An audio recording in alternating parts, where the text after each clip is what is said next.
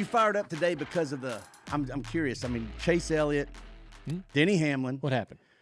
They found each other. Oh, yeah? They found each other. Did they? And they also eliminated each other from the Denny Hamlin bracelet challenge. Oh, they did? I don't seem to remember that part of the race. When did this happen? Yeah, I don't believe that. When did this happen? It was somewhere during the race they found each other. So as they've been known to do in the past. Yeah. So you're telling me that Chase Elliott, my old the guy that won the Xfinity Series championship here For Junior Motorsports, that's right. That guy. one of my teammates. Yeah. Has a fan or two. And drives for Hendrick Motorsports, That's right, which I just love. Yeah. And had a crash with Denny Hamlin, who is part of Dirty Mo Media. Yeah, that Denny Hamlin. Not Hamlin. the other ones, but that one. Yeah. That's the one. Denny Hamlin, the guy that was in Victory Lane 2004 Daytona 500 with me, carried my trophy back to the bus. That one? Yeah, that's the same one. Right. Shoot. Right, the fanboy from 2004. Damn. Well, I know those guys really well. Do you? Doesn't sound like them. Find it hard to believe you didn't see them collect each Doesn't other. sound like those guys, the Denny and Chase that I know. Oh, really? What is the Denny and Chase you know? Super nice guys. They are nice guys, of course. I I don't think they're nice to each other. I think they've had a history, and so I was watching this. The lap before that, so there was a restart, and they're kind of packed up, and Almirola gets in the fence. TV, right. TV is like, hey man, check this out, Almirola's in the wall. Well, at the same moment, Denny is sliding up into Chase. Basically the exact same thing that happened a lap or two later when the crash goes down. So, I saw that, and I'm like, oh, Denny, man, you're going to piss him off. Honestly, anybody that when you're watching these guys race and they slide up into each other, you're just waiting on the other guy to do something, right? Like every time somebody slides into you, man, you lose it. And so it seems to it happened a few times during the race with some other drivers, and you're just like, oh, what's the other guy gonna do? For example, Ricky Stenhouse. A couple instances where he didn't like a few things going on around him with other drivers, and boy, he almost turned Kyle Busch down the front straightaway. Yeah. Late in the race. He was trying. Yeah, he was trying. So anyhow, that was contact right then in that moment. TV picked it up. I didn't know if they mentioned it or not. It was all happening real fast. Watching as a fan, I'm not a broadcaster in that moment. I'm just like, oh, hell yeah, do that. Oh, yeah. I'm just a race fan. And so they go back around a couple more laps, and then Denny slides up into Chase again. And, I mean, it looks like Chase turned him. It looks like it, right? It does. It looks exactly like Chase turned him. A lot of people were on, saying, hey, man, Brad hit Chase, all these other things, factor, how do you know what happened? How do you know what went down because of this and that and the other?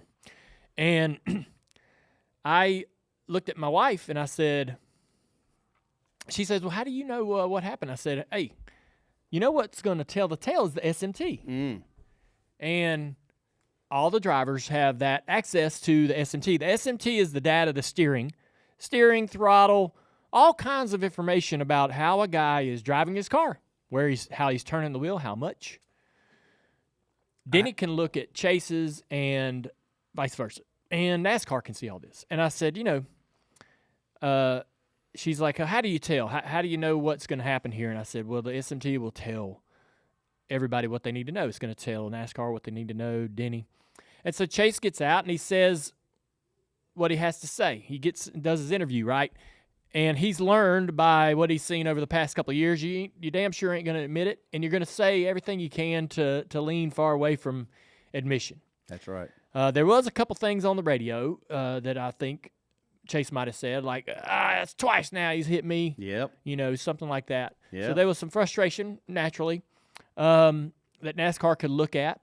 There was a motive. NASCAR could look at the audio, right? That's right. That could factor into the decision NASCAR makes. And so they, my wife's like, hey, man, what's SMT? And I'm telling her all about it. And I said, you know what? I think if I know Denny, he's going to screenshot it and post it on Twitter. Well, that's what he did. I text Denny. Oh. I said, hey, man, you looking at that SMT? It's like 30 minutes, an hour after the wreck. It's within an hour. And he goes, it's loading right now. That's the Denny and that we know and so love. he's I knew that as soon as he could get somewhere to look at it, he would. And sure enough, man, he posted it on Twitter.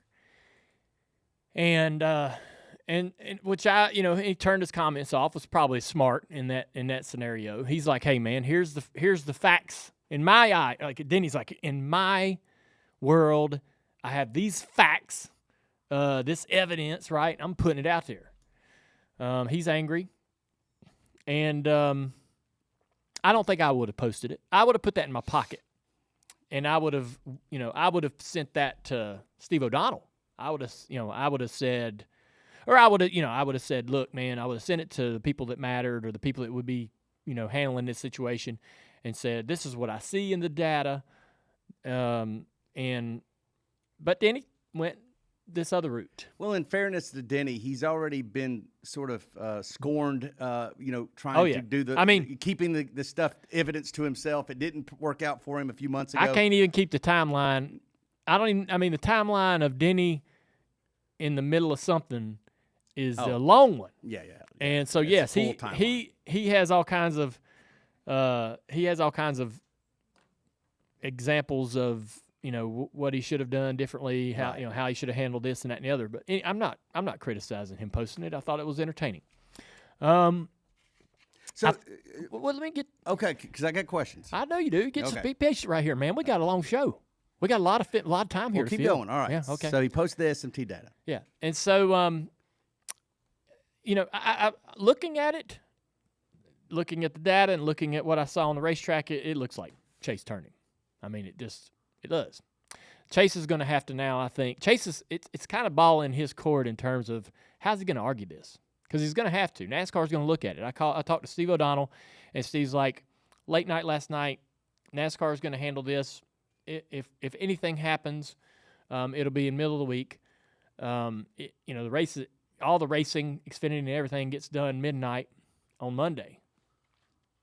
And so they're absolutely going to take a look at it. I think they actually posted that on social media that NASCAR was going to look into the issue.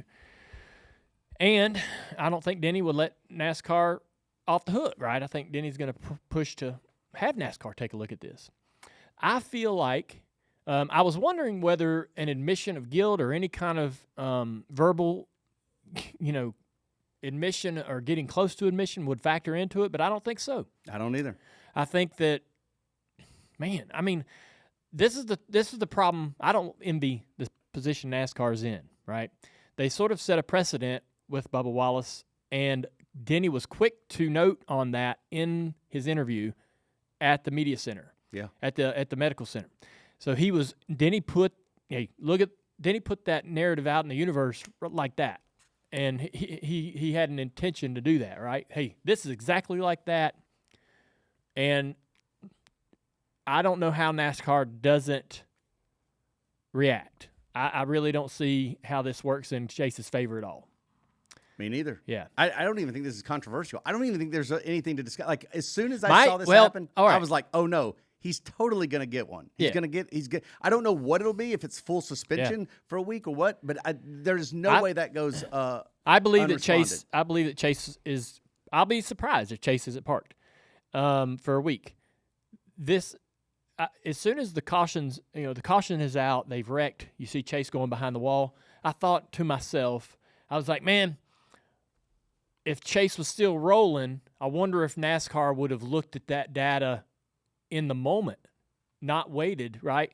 I wonder if they will, I wonder if we would ever be in a scenario where they look at the data in the moment and park Chase during the race. Mm-hmm. That would have probably been preferable for Chase and NASCAR. NASCAR would rather say, hey, man, put your in the garage, take your punishment, let that be the deal. We damn sure don't want to park Chase at St. Louis, that connected to the ratings or not, whether you believe that or not. Chase the ratings were certainly different when Chase wasn't in the race, and all of the Xfinity guys are in Portland. That's logistically, that's a nightmare for anybody that they think needs to drive this car, right? Right. And so that's interesting. I didn't even think about it. Puts everybody in a bit of a tough situation if Chase does have to sit out. who would drive the car and all that. But that's probably the least of their worries right now. Let me back up to the SMT data. Yeah. The one thing when Denny posts that, listen, I've been fortunate enough to look at SMT data before because of the other Denny Hamlin situations. But the thought occurred to me that not most everybody doesn't know how to read that. Okay? And so explain to us what you're seeing that makes it look like Chase literally did that. So Denny, there was a few reporters. One was Gluck. Gluck, all of them were retweeting this post by Denny with the photo of the data, right? And so Gluck was probably the best one to say at the moment of contact. So when I first pull up the tweet from Denny, I'm like, okay, now I gotta do some. Now I gotta think and I gotta study, and I gotta figure out what I'm looking at. So I gotta find the steering line. I gotta go to I'm looking at this picture on the side where it's showing the cars. I'm like, all right, this, I don't know if this tells me a whole lot. And so, but Jeff Gluck in his retweet of it says, here is the steering input at the moment of contact, right? So it's basically saying, it's putting a timestamp on, this is when the 9 and the 11 are making contact, and the steering on the 9 is to the left. If Denny says that graph going higher means to the left, that's what's going on. Mm-hmm. And so I've not driven this car much at all, much less with any kind of a broken suspension part, right? But only the drivers, Denny, Chase, NASCAR, could tell us, all right, if it did indeed have a toe link broke on the right rear, this is the steering input that you would probably give into the car. If it's broken a toe link or bent a toe link on the right front, here's how you would steer the car, right? If the car's trying to go in one direction, you're trying to keep it from doing that, this is the input you would have. So I would believe that would, that would argue in Denny's favor, right? Yeah. And I don't know in any case when you have broken right side suspension, bent suspension, that you would steer left. I don't know. I would, that's for NASCAR to sort through. I felt like Chase's own comments were the most incriminating evidence. I know why he said what he said. You're going to diffuse and you're never going to do it. We've learned that. These drivers now know that, right? Yeah. But if I'm right, Chase said, once you hit the wall, you knock the right side off these things, they're undrivable. Yeah. You just can't drive these things anymore. But then you go back and watch the wreck, and that car was very much drivable. It came off the wall straight. It came off the wall straight. You now have to slow it down. Well, what he means is that, so this is something unique about this car, okay? I hear what you're saying, Mike, but I remember the best scenario, the best example of this car becoming undrivable after contact for me is Ryan Blaney, Daytona 500, when Austin Cindric and him get together and Austin Cindric wins the race. They are going down the front straightaway, headed to the flag stand. They make contact, and Blaney is trying to drive his car toward the start-finish line to finish second. And his car is doing everything but that. And he has zero control over it at that point. Because, this was before they reinforced the toe links. They were very brittle. That contact snapped the toe link on the 12, and now the car is driving like a forklift. All right? Sure. And so that's Chase's story, and he's sticking to it. No, and again, I understand why he is. I just don't think that's what his car was driving like. It didn't look like it. It didn't look like it at all. Yeah. And we'll never know, because after after Denny comes off the wall, he destroys the right side of the 9 car, which eliminates all the evidence, right? If the toe link wasn't bent, it's bent now. So that'll be a tough spot for NASCAR in terms of looking at. They're really only going to be able to go and look at data, look at that steering input from the SMT. They will not be able to look at the right rear, at least. I imagine the right front on Chase's car is also damaged beyond being able to say, hey man, this is. I think after the contact and destroying the 9 car, all the ability for NASCAR to look at any of that and factor that into the decision goes away. Well, I love what you're saying. I love the fact that you go look at the data. This is what I wish they would have done all along, instead of making decisions based off of comments that drivers say, because we know drivers aren't going to always be truthful. We've known that for a long time. You don't penalize people because of what they say.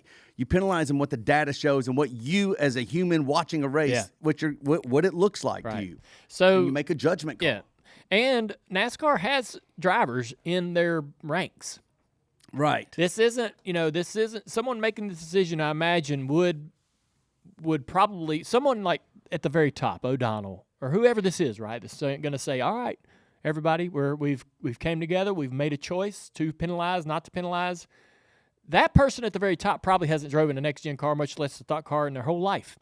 But they have drivers in their ranks that can look at that data, that were at that race, saw what happened, that will more than likely influence the decision one way or another, and to be determined, to be continued. I think it's the large majority of people believe that it was an intentional act. Listen, what would you that just be said, fair? Yeah. Oh, yeah. Okay. That's fair. Yeah. That's fair. And that's no knock on Chase. I mean, again, just going about what you watched. And it's funny you say that, because drivers, their opinions are the ones that matter most. And you have a driver in the booth. The moment it happened, Clint Boyer goes, "That was intentional." Yeah. And Mike Joy goes, "Well, I don't know. Maybe Brad Keselowski got him. Maybe this." And Clint's like, "Nope, that was intentional." That's a driver watching what drivers doing on the track, and and also looking at the the tailpipe and the flame, knowing that Denny's car gets loose. I mean, I like to listen to the drivers in that matter, and that was an interesting scenario. That was an interesting take for Clint. I think that was that was tough to do. As a I want to give credit to Clint for picking making a decision on which way he thought that went and being quick to it. Not easy. It ain't easy, because, man, you never want to be wrong. You cannot. You want to be right more often when you're a broadcaster and an analyst, especially. You never want to have to go back and go, "Man, I was wrong about that. Thanks for tuning in." Yeah. But he jumped on his decision in his direction, and that's tough to do. That is tough to do, especially in the moment. And you have everything. You have every reason and every excuse to drag your feet.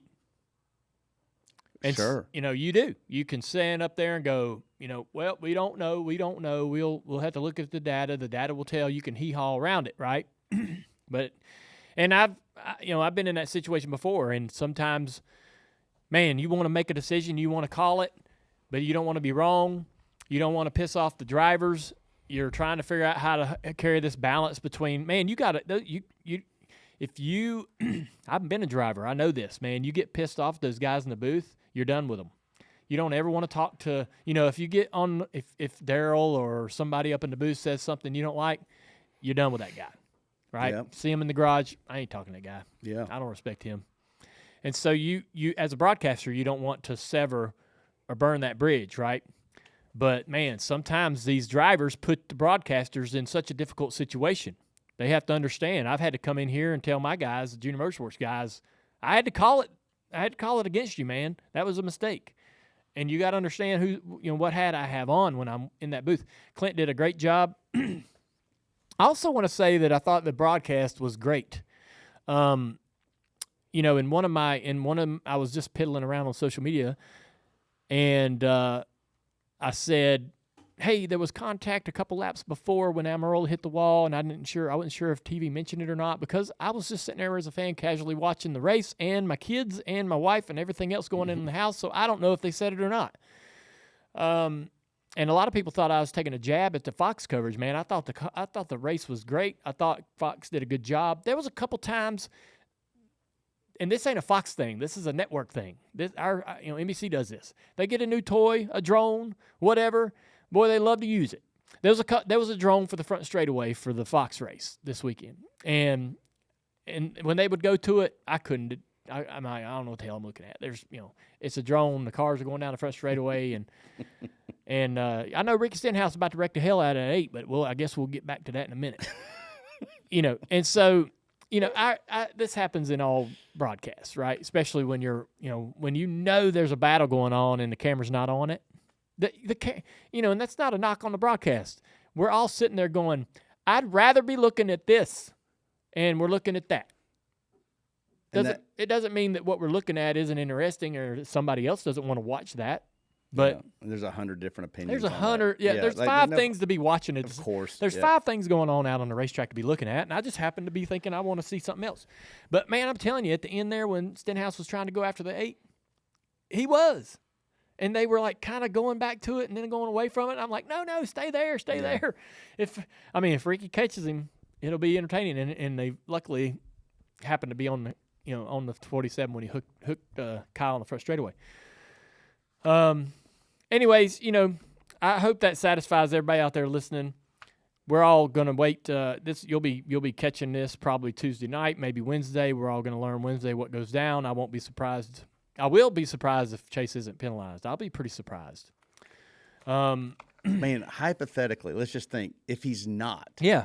If he's not penalized, what do you think the response would be? I will say this, all right, if he is not penalized, NASCAR would do themselves a massive favor by being absolutely transparent with every bit of information that drew that conclusion. They need to be able to explain thoroughly why they came to that conclusion. Mm-hmm. Because, like I said, I believe that the majority of people, looking at it go, hey, man, yeah, that looked intentional. The casual fan, the hardcore fan, most people believe what they saw, and if it turns out that it's not that, then there needs to be plenty of evidence shared willingly, right? So that NASCAR doesn't – I don't want to see NASCAR get blasted for, something that they don't need to be blasted for. If they find out that – it wasn't intentional. However they do, they need to share that. You're 100% right. And the reason why is because there's some people, like as soon as that happened, there is that narrative out there in the court of public opinion like, oh, they will never do anything to their golden boy. They'll never do anything because it was Denny versus Chase. Yeah. They like Chase. They hate Denny. They'll never do something. I'm thinking they'll do something. But if they don't, they're going to have to explain that. Well, I think that, there is a odd narrative and there's tension in the room between NASCAR and Hendrick, right? The penalty situation, right? That whole thing, the appeal getting turned over. I really don't know where that stands. I don't know where everyone is in terms of NASCAR, the industry, Hendrick, and all the Jeff Gordon and all the employees. I don't know where they all are in terms of are they good? Are they a little bit awkward? So that, we don't know. We don't know that NASCAR is like, trying to protect Chase and we do know that, Denny certainly gets under their skin a little bit, but I don't know that is going to factor into it. And I don't believe that. I do not believe that NASCAR plays favorites. I don't. I think that NASCAR has more information than any of us. True. And makes a decision based off of what they're looking at. I truly believe that. I know that we sit here and raise hell about the decisions that they make sometimes. And the short track package and all, we railed on them earlier in the season over a few things. And I do disagree with a lot of things that, I'm a traditionalist. But honestly, when I get in the same room with NASCAR and I say, show me why this is the way it is, they have good information that will convince you, all right, I see why you made that decision, NASCAR. I see how you came to that conclusion. It's not like, oh, we like this guy more, so we're going to go easy. They can't run an organization like that. They can't. Right. You're forming that opinion, though, and I think that's well-formed opinion, but it's based off of your private availability to things that public opinions, public people aren't privy to. Exactly. And that gets back to your point. You got to go. There's a public narrative that says they would never do anything to Chase. If they don't, the only way for them would have to be complete transparency. Absolutely. Complete transparency.